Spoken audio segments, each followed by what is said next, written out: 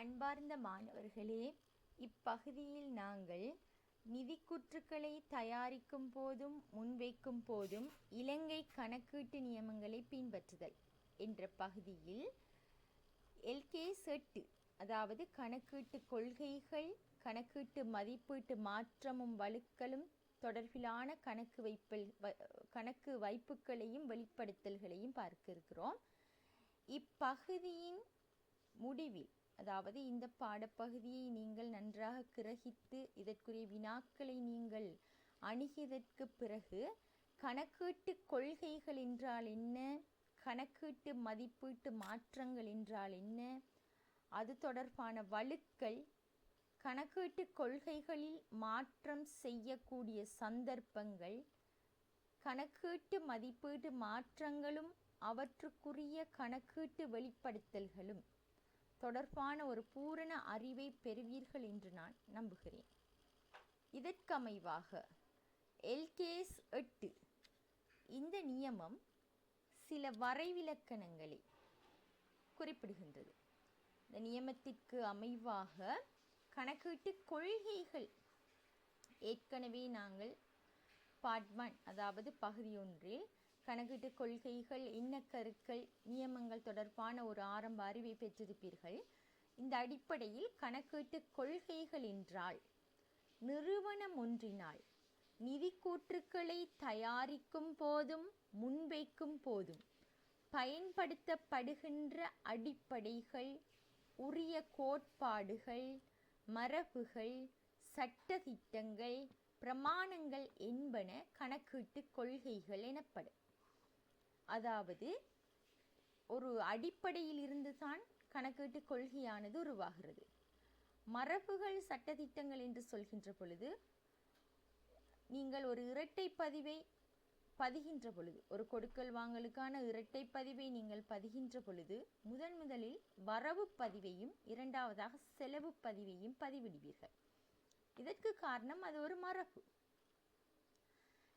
வேறு கணக்கீட்டு கொள்கைகள் என்று சொல்லும் பொழுது ஒரு நிறுவனமானது பின்பற்றி வருகின்ற, உதாரணம் பெருமான தேய்வு கொள்கை, அதாவது அந்நிறுவனமானது நேர்கோட்டு முறையை பின்பற்றுகிறதா அல்லது ஒடுங்கு பாகை முறையை பின்பற்றுகிறதா, பெருமான தேய்வு கொள்கை.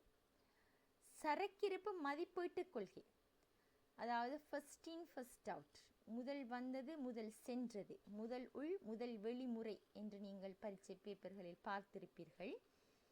அல்லது வெயிட்டட் எவரேஜ் மெத்தட், நிறையளித்த சராசரி முறை. இதில் எந்த கொள்கையை பின்பற்றுகிறது? அத்துடன் வருமானங்களை இனங்காணுதல் தொடர்பான கொள்கை, வரி கொள்கைகள் தொடர்பாக நிறுவனத்தின் கணக்கீட்டு கொள்கைகளுக்கு உதாரணங்களாக குறிப்பிடலாம்.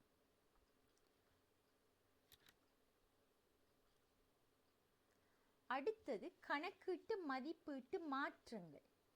சொத்துக்கள், பொறுப்புகள் தொடர்பாக உத்தேச எதிர்கால நலன்கள், கடப்பாடுகள் என்பன எதிர்காலத்தில் காணப்படக்கூடிய நிலைமைக்கேற்ப மதிப்பிடும் போது சொத்தொன்றின் அல்லது பொறுப்பொன்றின் தேறிய பெருமானத்திற்கு தேவையான சீராக்கங்களே கணக்கீட்டு மதிப்பீட்டு மாற்றங்கள் என அழைக்கப்படும். அதாவது சொத்துக்கள் தொடர்பான எதிர்கால நலன்களும் பொறுப்புகள் தொடர்பாக உத்தேச எதிர்காலத்தில் நீங்கள் செலுத்த வேண்டிய கடப்பாடுகள், அதாவது எதிர்காலத்தில் செலுத்த வேண்டிய பொறுப்புகள் எவ்வாறு காணப்படுகின்றது. அதாவது நீங்கள் உதாரணமாக பார்ப்பீர்களேயானால் ஆதனம் பரிபூரணங்கள், அதாவது ஒரு பெருமான தேய்வு கொள்கை என்ற அடிப்படையில் நேர்கோட்டு முறையை பின்பற்றலாம் அல்லது ஒடுங்கு பாகை முறையை பின்பற்றலாம்.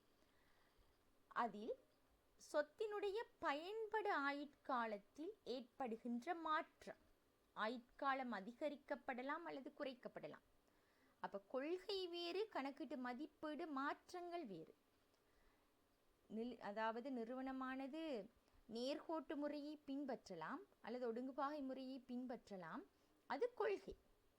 இதனுடைய பயன்படு ஆயுட்காலத்தில் ஏற்படுகின்ற மாற்றம் அதாவது நீங்கள் பார்த்தீர்களேயானால் அப்போ இரண்டிற்கும் இடையில் வித்தியாசம். கணக்கீட்டு மதிப்பீடு மாற்றம் வேறு, கணக்கீட்டு கொள்கை வேறு. தேறிய பெருமானத்தை நீங்கள் எவ்வாறு காட்டப் போகிறீர்கள் நிதி கூற்றுக்களில், அதுதான் கணக்கீடு மதிப்பீடு மாற்றம். அதே போல் சொத்திலிருந்து நுகரப்படக்கூடிய, அதாவது நீங்கள் அனுபவிக்கக்கூடிய பயன்களில் ஏற்படும் மாற்றம். அடுத்தது ஐயக்கடன் ஏற்பாட்டு வீதத்தில் ஏற்படும் மாற்றம். ஐயக்கடன் ஏற்பாடு இருக்கலாம் ஒரு தொகை, உதாரணமாக கடன்பட்டோரில் 10 வீதத்தை ஐயக்கடன் ஏற்பாட்டிற்கு செய்க. அப்போ ஐயக்கடன் ஏற்பாடு, அது நிறுவனமானது ஐயக்கடன் ஏற்பாட்டை பின்பற்றி வருகிறது, அது ஒரு கொள்கை. ஐயக்கடன் ஏற்பாட்டு வீதத்தில் ஏற்படுகின்ற மாற்றமானது கணக்கீட்டு மதிப்பீட்டு மாற்றம். அப்போ இரண்டினுடைய வித்தியாசத்தை நன்றாக பிரித்தறிந்து கொள்ளுங்கள். இது சொத்துக்களின் நியாயமான பெறுமதியில் ஏற்படும் மாற்றம்.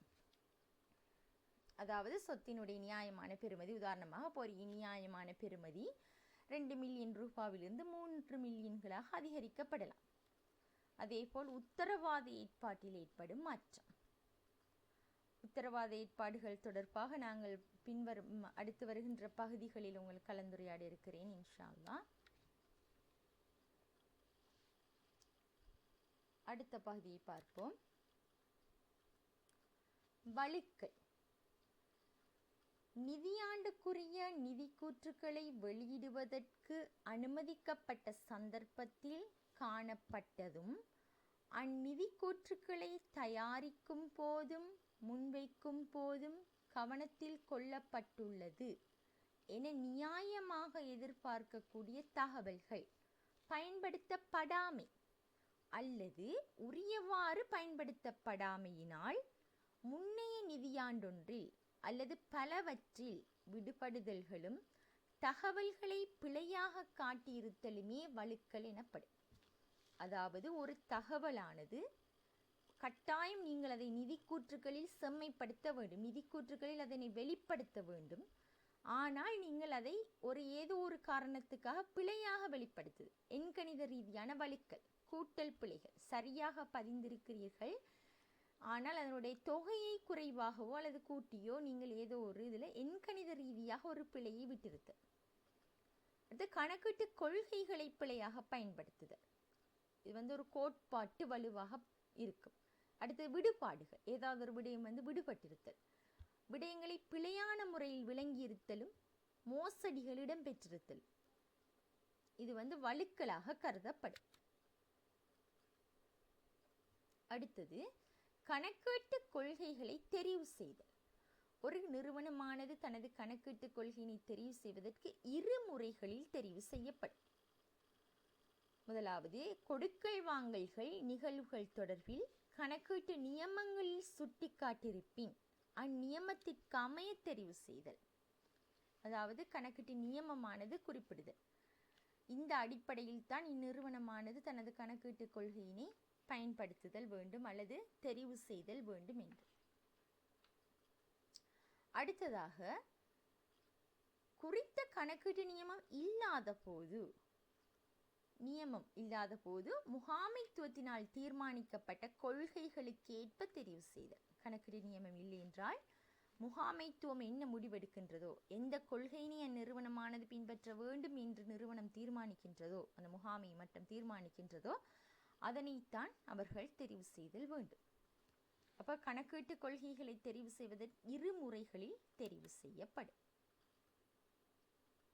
அடுத்த பகுதி, கணக்கீட்டு கொள்கைகளில் மாற்றம் செய்யக்கூடிய சந்தர்ப்பங்கள். என்ன சந்தர்ப்பத்தில் கணக்கீட்டு கொள்கைகளை மாற்றம் செய்யலாம்? புதிய கணக்கீட்டு நியமத்தின் தேவையின் அடிப்படையில். ஏற்கனவே பயன்படுத்தப்பட்ட வந்த கணக்கீட்டு நியமமானது சீராக்கத்துக்குட்படுதல், அதாவது புதிய ஒரு கணக்கீட்டு நியமம் ஒன்று உருவாகுது, அந்த புதிய கணக்கீட்டு நியமத்தின் தேவை. 2வது, நிறுவனத்தின் நிதி நிலைமை அல்லது வினைத்திறன் அல்லது காசு பாய்ச்சல் என்பன முன்னரை விட கூடிய நம்பகத்தன்மை கொண்ட தகவல்களாக வழங்குவதற்கு மாற்றங்கள் செய்ய வேண்டிய தேவை ஏற்படுது. அது நிறுவனமானது நல்ல நிலையில் இயங்கிக் கொண்டிருப்பதன் காரணமாக அவர்கள் கணக்கீட்டு கொள்கையினை மாற்றுவதற்கு நினைத்து இந்த 2 சந்தர்ப்பங்களில் கணக்கீட்டு கொள்கையை மாற்றம் செய்யலாம். அடுத்த பகுதி, கணக்கீட்டு மதிப்பீடொன்றில் மாற்றம் செய்யும் போது கணக்குகள் செய்யப்படும் முறை. மாற்றமானது தாக்கத்தை ஏற்படுத்துவது குறிப்பிட்ட காலத்திற்கு மாத்திரமே ஆயின் அதனை அந்நிதியாண்டின் இலாபத்தில் அல்லது நட்டத்தில் சீராக்குதல் வேண்டும். அதாவது அந்த காலப்பகுதியில் இடம்பெற்ற தாக்கத்தை அக்காலப்பகுதிக்குரிய லாப நட்டத்தில் சீராக்குதல். உதாரணம், வியாபார வருமதிகளின் மதிப்பு குறைப்பு நட்டம். அதாவது அறவிட முடியா கடன், கடன் பட்டர் தொகையில் அறவிட முடியா கடன் இவ்வளவை பதிவளிக்குக என்று வந்தால் அந்த லாபத்திற்குரியதில் தான் நாங்கள் அறவிட முடியா கடனை சீராக்குதல். அடுத்தது, வியாபார வருமதிகளின் எதிர்பார்க்கை நட்டங்களின் படிகளின் ஏற்பாடு, ஐயக்கடன் ஏற்பாடு. அவ்வாண்டு இறுதி கடன் பட்டோனில் அந்த ஐயக்கடன் ஏற்பாட்டை நாங்கள் செய்வது. இது இலாபத்தில், அந்த ஆண்டிற்கான இலாபத்தில் இந்த சீராக்கத்தை நாங்கள் மேற்கொள்வது.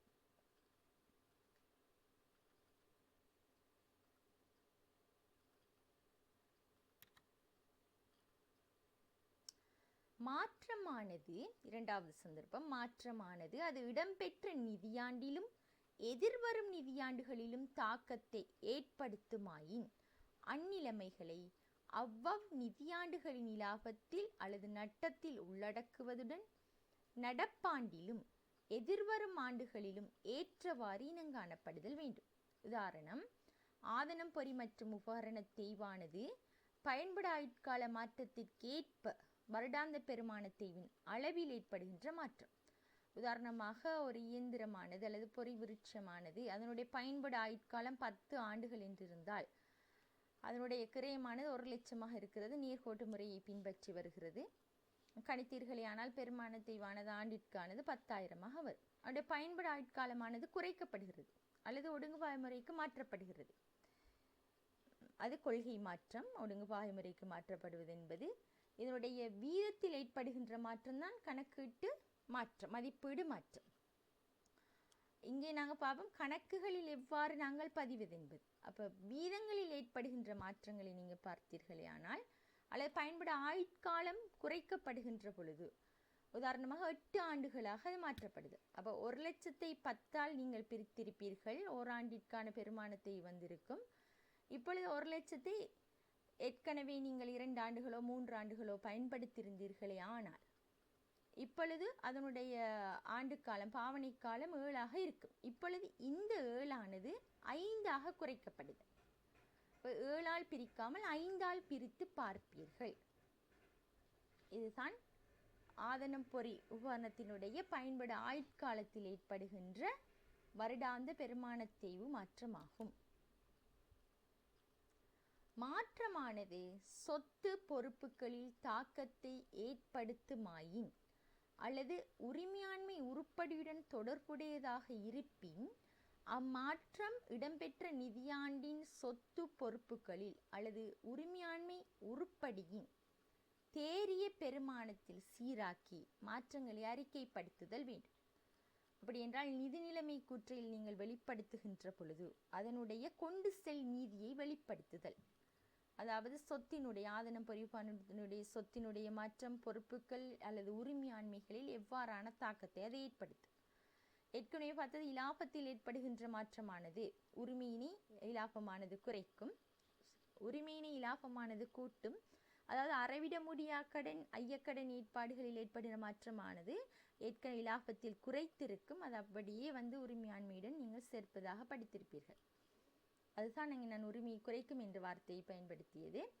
அடுத்தது நீங்கள் பார்த்தீர்களே ஆனால் சொத்து பொறுப்புகளில் தேறிய பெறுமதியை நீங்கள் இங்கே பயன்படுத்துவது. இப்போ பெருமான தேய்வு கொள்கைகளிலால் அல்லது அதனுடைய மதிப்பீடுகளில் மாற்றங்கள் ஏற்படுவதன் காரணமாக அவருடைய கிரயத்திலிருந்து இதுவரை காலமும் ஏற்பட்ட மொத்த தேய்மான தொகை, திரண்ட தேய்வு ஏற்பாடு என்று பார்த்திருப்பீர்கள். திரண்டத்தினுடைய மொத்த பெறுமதியானது குறைக்கப்பட்டு தேறிய பெறுமதியானது அங்கே வெளிப்படுத்தப்படும். ஓகே மாணவர்களே, இதுவரைக்கும் நீங்கள் கணக்கீட்டு கொள்கை மாற்றம், கணக்கீட்டு மதிப்பீடு மாற்றம், வழுக்கல் எவ்வாறு நாங்கள் நிதி நிலைமை கூற்றுகளில் நிதி அறிக்கைகளில் வெளிப்படுத்துவது என்று பார்த்திருப்பீர்கள். இன்ஷா அல்லாஹ் நாங்கள் அடுத்த பகுதியில் அடுத்த விடயத்தை பற்றி கலந்துரையாடுவோம்.